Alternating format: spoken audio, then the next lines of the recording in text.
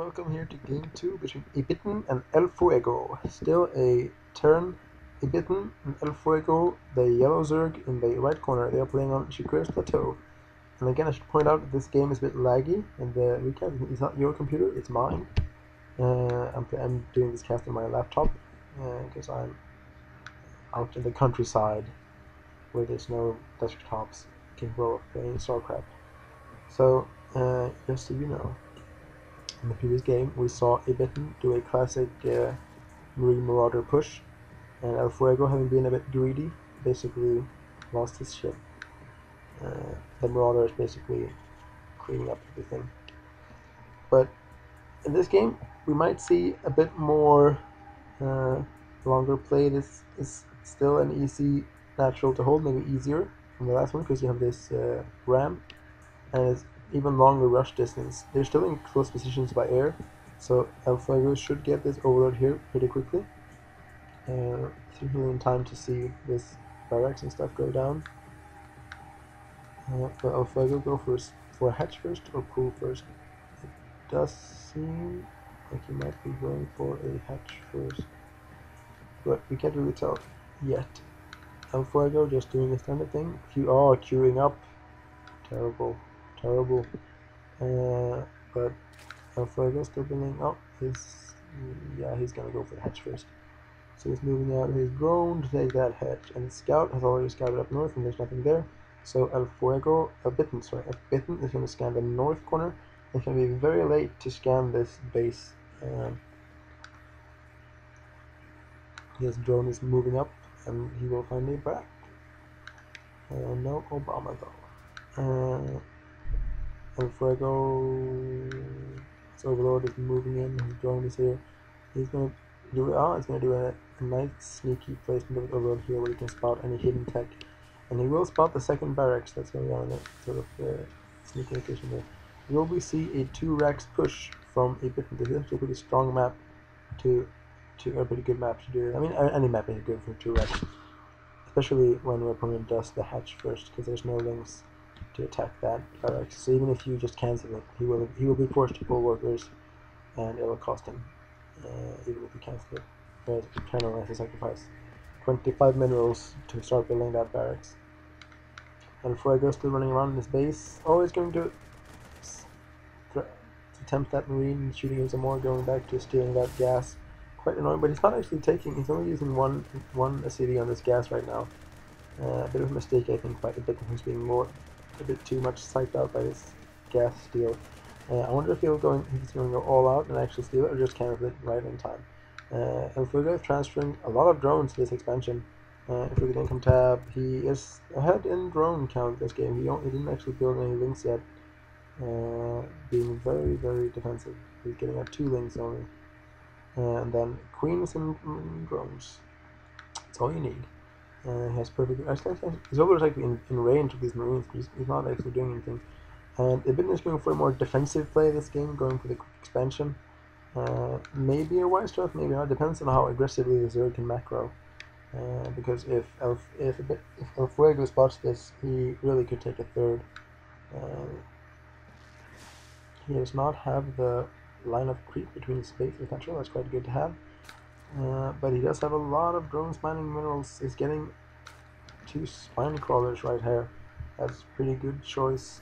Being a bit more defensive in the last game, like the spine crawlers didn't actually pop until the forces were in his base. And now the marines are coming in.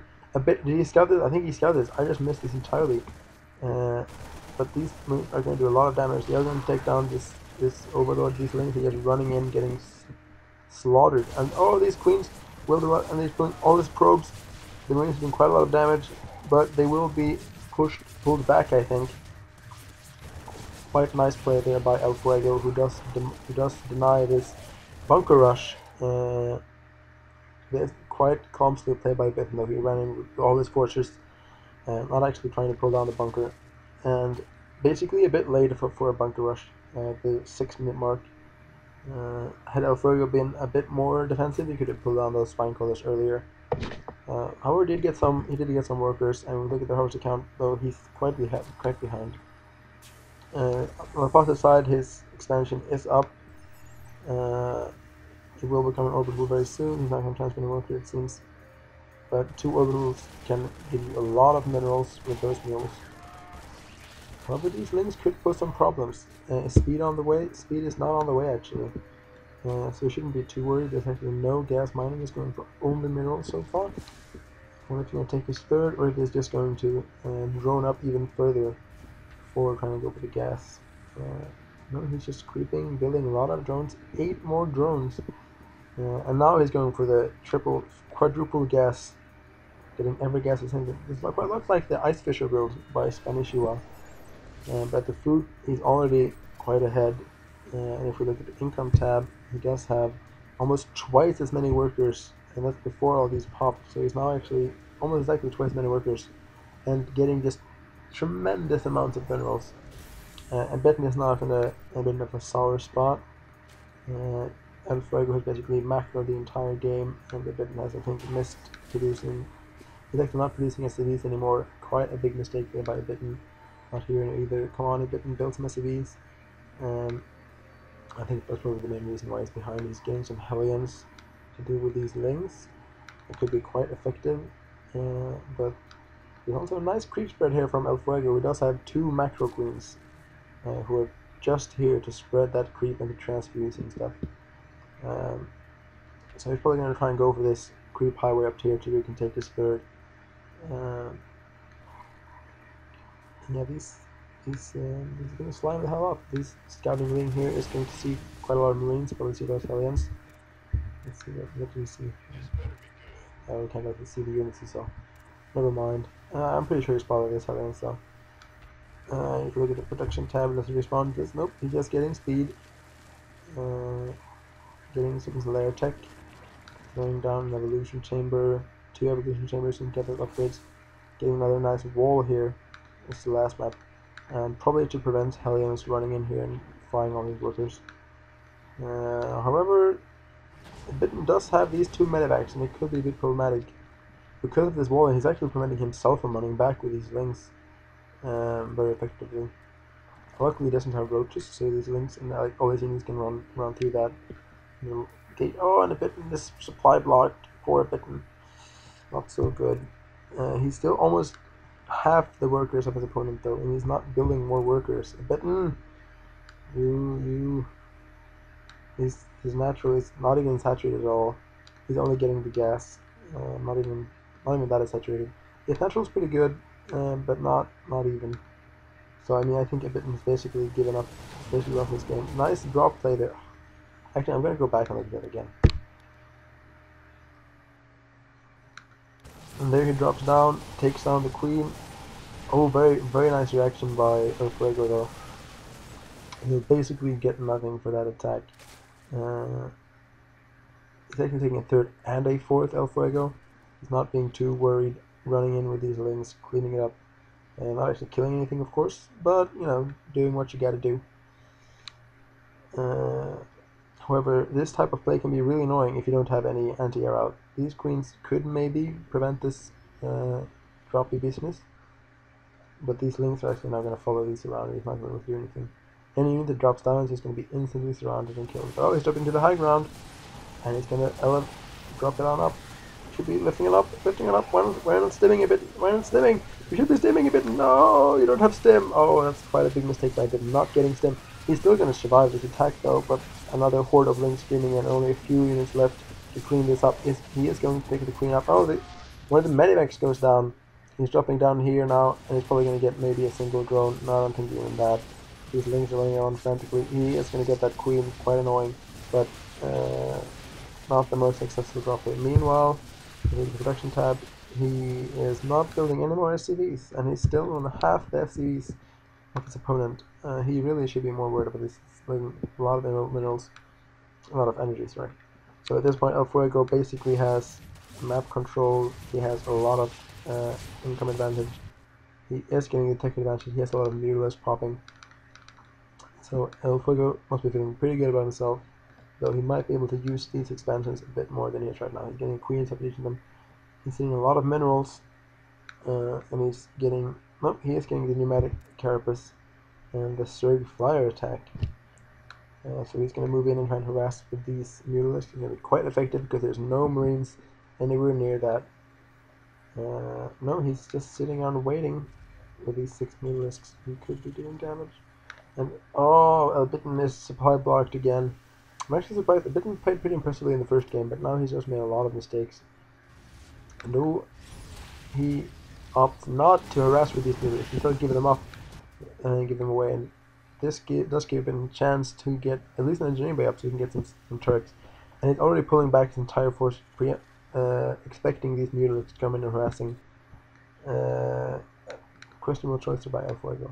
But he doesn't care, he's just drone up and mute up, getting another billion mutalisks, and getting another billion income. Oh my god, actually, how did that happen? Mules ruined the entire game, so now actually Ebitten is ahead in mineral income because he muled a few times, I think, but now those mules are dead and he's going back into the mid 700s. But that was fun for a while. Oh, also Elfuego was transferring his drones, that makes sense. But yeah, now he's up on crazy income, getting more upgrades, more mutalisks. Yeah, oh, he's attacking in the base and there's no defense.